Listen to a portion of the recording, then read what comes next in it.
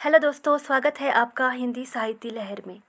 दोस्तों, आज हम हिंदी साहित्य के अति महत्वपूर्ण प्रश्न हल करेंगे जो कि एंटी नेट में पहले आ चुके हैं। तो आइए शुरू करते हैं आज की क्लास। और आज का हमारा पहला प्रश्न है प्रश्न नंबर 1। कोर्ट मार्शल नाटक समाज की किस समस्या पर आधारित है? तो जो ये कोर्ट मार्शल नाटक है ये लिखा गया है स्वदेश दीपक के द्वारा। इस नाटक के बारे में थोड़ा सा जान लेते हैं। ये नाटक जातिवाद पर आधारित है। जातिवाद इसमें समस्या है। इस नाटक में ये दिखाया गया है कि जातिवाद नाम का जो ये रोग है, इस रोग से जो हमारे देश की फौज है वो भी मुक्त नहीं है। इस नाटक में ऊंची जाति के एक कैप्टन है कपूर, जो छोटी जाति के जवान रामचंद्र के साथ बहुत अमानवीय जो व्यवहार करते हैं। तो जो रामचंद्र है वो स्वाभिमानी है, तो उस पर गोली चला देता है जिससे उसको कोर्ट मार्शल हो जाता है, पर वो बिना विचलित हुए सजा ए मौत को स्वीकार कर लेता है। तो इस नाटक में जो प्रमुख समस्या है वो है जातिवाद। तो इसका सही हो जाएगा ऑप्शन ए, जातिवाद। अगला प्रश्न। अगला प्रश्न है रावरे रूप को रीति अनूप, नयो नयो लागत ज्यों ज्यों निहारिये, किसकी पंक्ति है? ये पंक्ति है रीति मुक्तधारा के प्रसिद्ध कवि घनानंद की। तो इसका सही आंसर होगा ऑप्शन बी। अगला प्रश्न। आदिकालीन साहित्य में वीर रस की रचना को किस भाषा वीर रस की जो रचना है उसमें किस भाषा का प्रयोग किया गया है? जो आदिकाल में जो साहित्य लिखा गया है उसमें जो वीर रस की जो रचना है उसमें किस भाषा का प्रयोग हुआ है? तो उसमें डिंगल भाषा का प्रयोग हुआ है। और डिंगल भाषा दो भाषाओं को मिलकर बनती है, अपभ्रंश और राजस्थानी भाषा। इसका जो ऑप्शन ए है पिंगल, ये भी दो भाषाओं से मिलकर बनती है, अपभ्रंश और ब्रजभाषा। तो प्रश्न नंबर 3 का सही आंसर होगा ऑप्शन सी, डिंगल। अगला प्रश्न।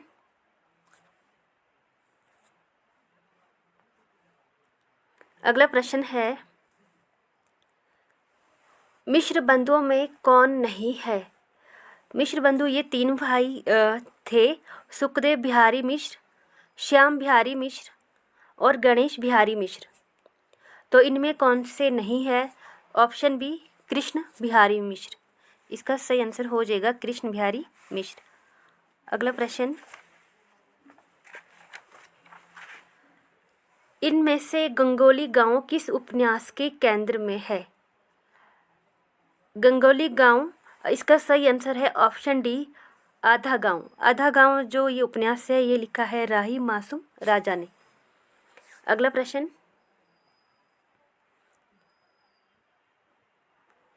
निराला कृत राम की शक्ति पूजा की रचना का आधार ग्रंथ कौन सा है? तो निराला की राम की शक्ति पूजा का आधार ग्रंथ है ऑप्शन बी, कृतिवास रामायण।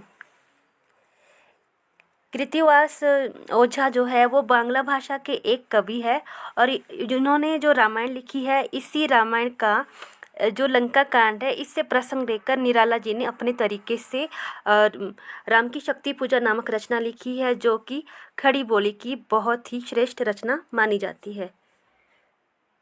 अगला प्रश्न। आत्मजय किसकी रचना है? इसका सही आंसर होगा ऑप्शन ए, कुंवर नारायण। अगला प्रश्न। इनमें नई कहानी आंदोलन के प्रारंभकर्ताओं में से कौन नहीं है? जो नई कहानी आंदोलन है इसमें 3 जो लेखक है वो प्रमुख रूप से रहे हैं। 3 लेखक कौन से हैं जान लेते हैं। कमलेश्वर, राजेंद्र यादव और मोहन राकेश। तो यहाँ पूछा है कि कहानी आंदोलन के प्रारंभकर्ताओं में कौन नहीं है, तो इसका सही आंसर होगा ऑप्शन सी, ज्ञान रंजन। अगला प्रश्न। न्यूनिया किस उपन्यास का पात्र है? न्यूनिया ऑप्शन डी, यहाँ पे ऑप्शन डी होगा, बाणभट्ट की आत्मकथा। हजारी प्रसाद द्विवेदी जी का ये उपन्यास है न्यूनिया, इसका प्रमुख पात्र है। अगला प्रश्न।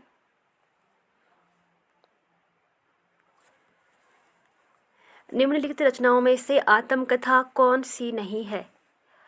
आत्मकथा कौन सी नहीं है? ऑप्शन ए मेरी आत्मकहानी। मेरी आत्मकहानी यह एक आत्मकथा है श्याम सुंदर दास की। ऑप्शन बी मेरी असफलता है। मेरी असफलता है ये गुलाब राय की आत्मकथा है। ऑप्शन सी मेरी जीवन यात्रा। मेरी जीवन यात्रा ये भी आत्मकथा है राहुल सांकृत्यानंद की। ऑप्शन डी माटी की मूर्तें। माटी की मूर्तें ये आत्मकथा नहीं है, ये रेखा चित्र का संकलन है रामवृक्ष बेनपुरी का। तो इसका सही आंसर होगा ऑप्शन डी माटी की मूर्तें। अगला प्रश्न,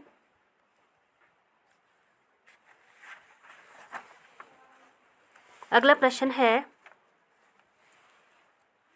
साहित्यिक अपभ्रंश को पुरानी हिंदी किसने कहा है? साहित्यिक अपभ्रंश को पुरानी हिंदी कहा है आचार्य रामचंद्र शुक्ल ने। तो इसका सही आंसर होगा ऑप्शन ए आचार्य रामचंद्र शुक्ल। अगला प्रश्न, महाप्रभु वल्लभाचार्य के शिष्यों का वृत्तांत किस ग्रंथ में है? इसका सही आंसर है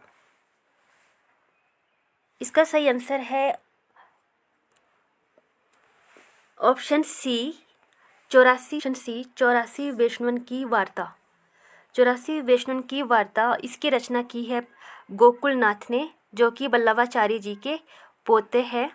और 252 वैष्णवन की वार्ता इसकी रचना भी गोकुलनाथ ने ही की है और इसमें विठलनाथ के शिष्यों का वृत्तांत है।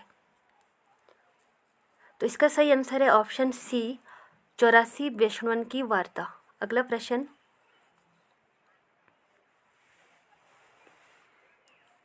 अगला प्रश्न है विश्व जन की अर्चना में नहीं वादक था कवि इस व्यष्टि का अभिमान, किसकी पंक्ति है? ये पंक्ति है आगे की। इसका सही आंसर होगा ऑप्शन बी।